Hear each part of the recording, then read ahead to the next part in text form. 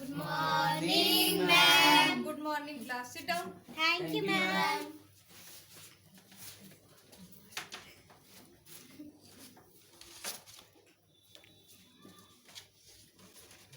बच्चों, मैं आपकी हिंदी की टीचर नीलिमा हूँ और हम आज आपको हिंदी पद्य पढ़ाएंगे। ठीक है, सब लोग अपनी अपनी बुक्स निकाल लीजिए।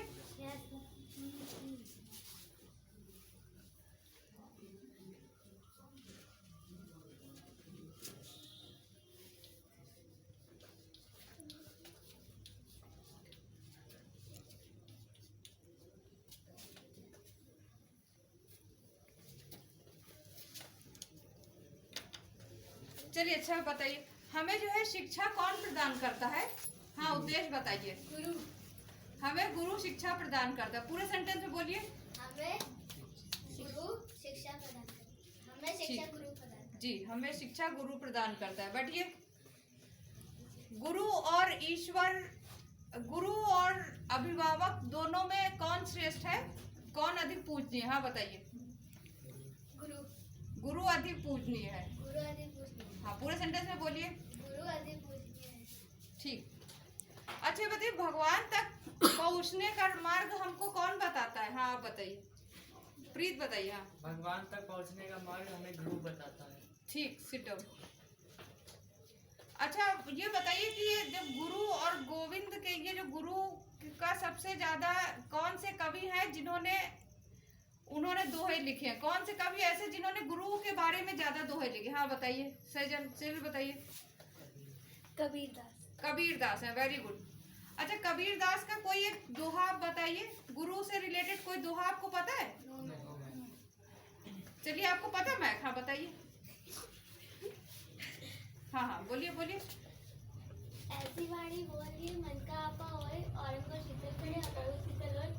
कबीरा खड़ा बाजार में सबकी मांगे खैर, ना कहीं से दोस्ती ना कहीं से लड़। Very good. इनके लिए क्लैपिंग करिए। इनको बहुत सारे दोहे जो है कबीरदास के याद है ना? बहुत अच्छी बात है, वेरी गुड। लेकिन गुरु का जो दोहा है वो अभी हम आपको बताएंगे। आज हमारा जो टॉपिक है कबीरदास है। कबीरदास ये देखिए ऐसे दिखते थे, थोड़े बहुत शांत स्वभाव के थे।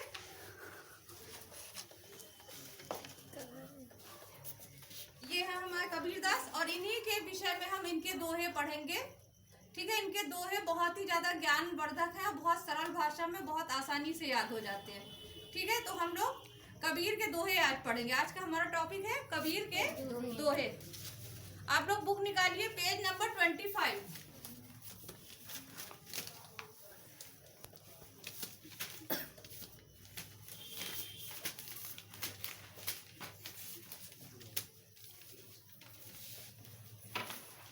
सबने बुक ओपन कर लिए? यस। ओके, चलिए हम लोग इसकी पहले दोहे पढ़ लेते हैं। गुरु गोविंद दो खड़े काके लागे पाए, बलिहारी गुरु आपने गोविंद दियो बताए। ठीक है, दोबारा सुनिए। गुरु गोविंद दो खड़े काके लागो पाए, बलिहारी गुरु आपने गोविंद दियो बताए। इसमें जो कबीरदास है वो क्या करते हैं? वो कहते हैं कि अगर उनके सामने गुरु यानी जो टीचर है उनका और गोविंद यानी ईश्वर, अगर दोनों लोग एक साथ खड़े हों तो कबीरदास कहेंगे कि मैं गुरु के चरण पहले स्पर्श करूंगा, यानी मैं गुरु को पहले सम्मान दूंगा। क्यों? क्योंकि गुरु ही वो जरिया है, वो साधन है जो हमें ईश्वर तक पहुंचने का मार्ग बताता है। तो इसलिए कबीरदास किसके चरण पहले छूना चाहेंगे? पहले गुरु के छूना चाहेंगे। क्यों? क्योंकि गुरु ने ही ईश्वर तक पहुंचने का मार्ग बताया है।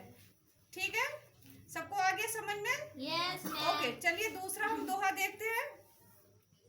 माया दीपक नर पतंग भ्रमि भ्रमि इवि पड़त, कहे कबीर गुरु ज्ञान ते एक आध उबरत। इसमें ये कहा है कबीर ने कि माया को दीपक के समान बताया। माया मतलब इस संसार के जो मोह है, लोभ है, आकर्षण है, यानी जो संसार में आपको अपनी ओर खींचने वाली वस्तुएं हैं वो है माया। माया मतलब पैसा, रुपया, पैसा, ये सब।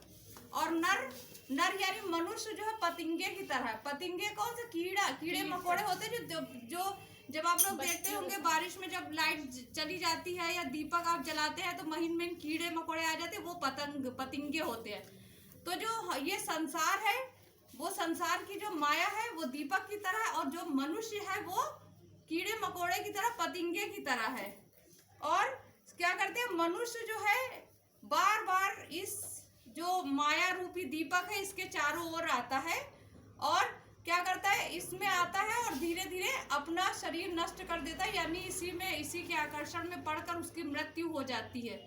लेकिन कबीरदास जी कहते हैं कि कुछ लोग ही ऐसे हैं जो गुरु के ज्ञान के कारण इस दीपक से दूर हो जाते हैं, यानी वो अपने ज्ञान के कारण इस आकर्षण से मुक्त रहते हैं।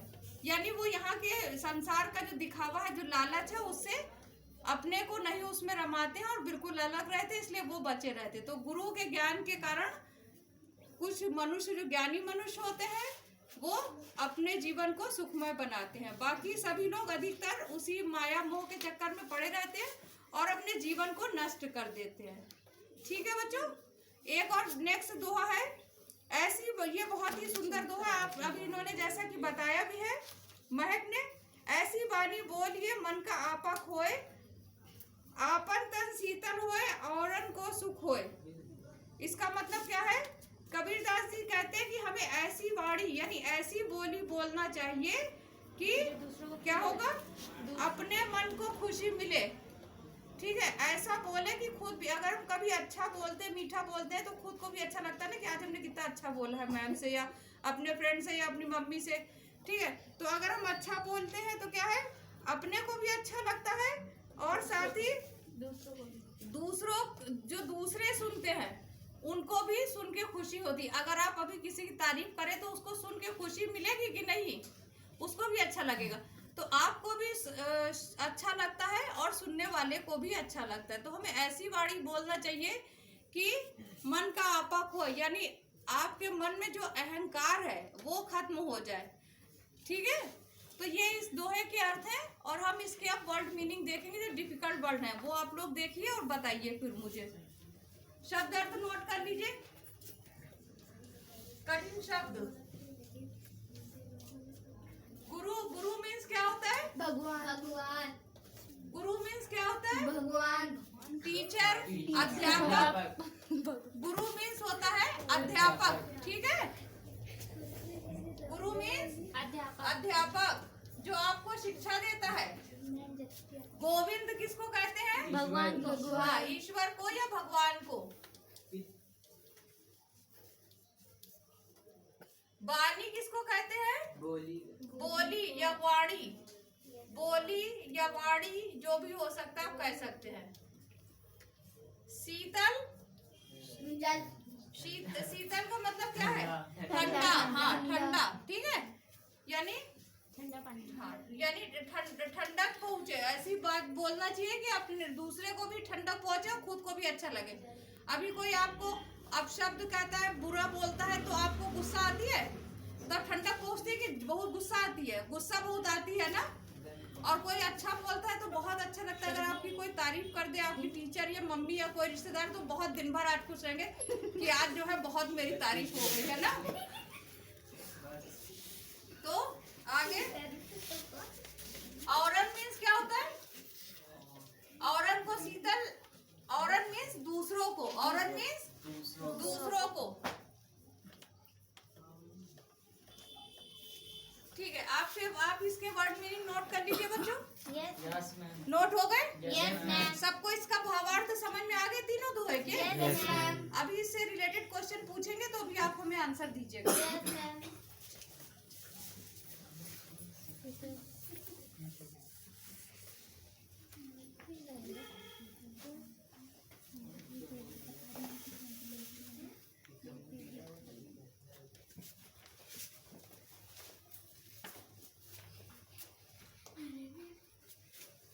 चलिए, हमारे क्वेश्चन है इधर, कौन कौन साथ में खड़े हैं?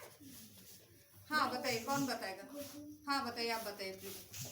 गुरु और गोविंद साथ में। जी, गुरु और गोविंद साथ में खड़े हैं।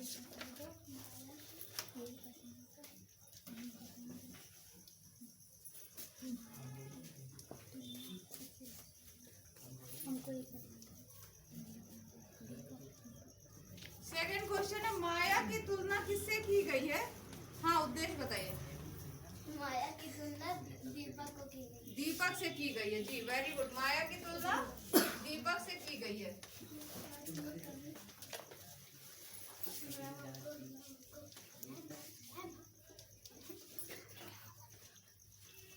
नेक्स्ट क्वेश्चन, इस पाठ के कवि कौन है? चलिए नंदिनी बताइए। इस पाठ चलिए कोई बात नहीं, गलती हो जाती है। हाँ, इस पाठ के कवि कबीरदास जी हैं। जी, कबीरदास जी हैं। ओके।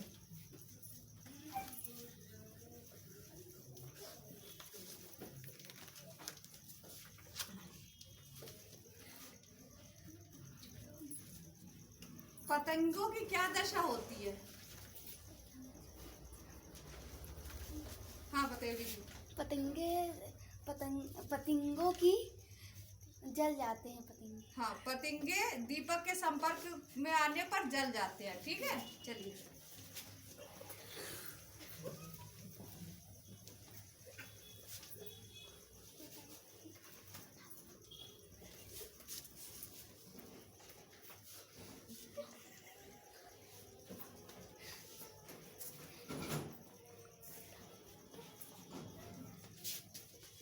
नोट हो गया बच्चों क्वेश्चन? Yes ma'am.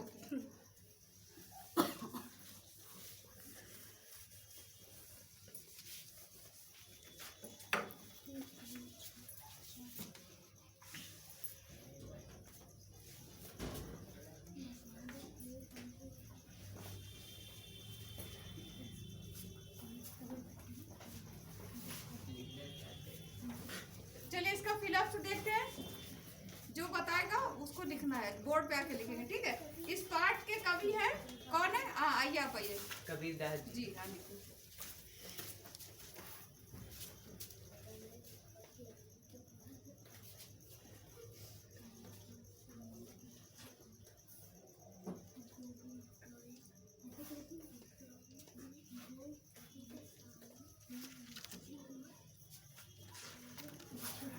ठीक है। नेक्स्ट है, कवि के सामने गुरु और खड़े हैं कौन? हम ही लिख देंगे, बोलिए। कवि के सामने गुरु और गोविंद खड़े हैं। गोविंद खड़े हैं। ठीक, ओके। नेक्स्ट है, गोविंद है प्रभु। प्रभु है, ईश्वर प्रभु कुछ भी हो सकता है। इसके बाद नेक्स्ट है, कवि के चरण माया की तुलना से की गई है दीपक से की गई है जी। इसके बाद लास्ट वन है, कवि के चरण पहले स्पर्श करेगा गुरु। किसके करे? हाँ, गुरु के करेगा। गुरु के चरण पहले स्पर्श करेगा। सबने फिलअप बच्चे नोट कर लिए? Yes ma'am. Okay fine.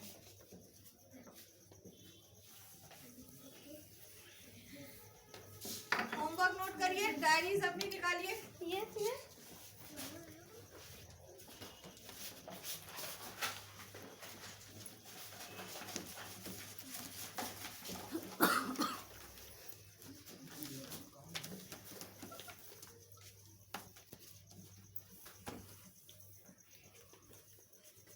चलिए, इसको आप लोग होमवर्क में दोहे, ये जो हमने बताए हैं उन्हीं के दोहे के एक्सप्लेनेशन यानी भावार्थ लिखना है।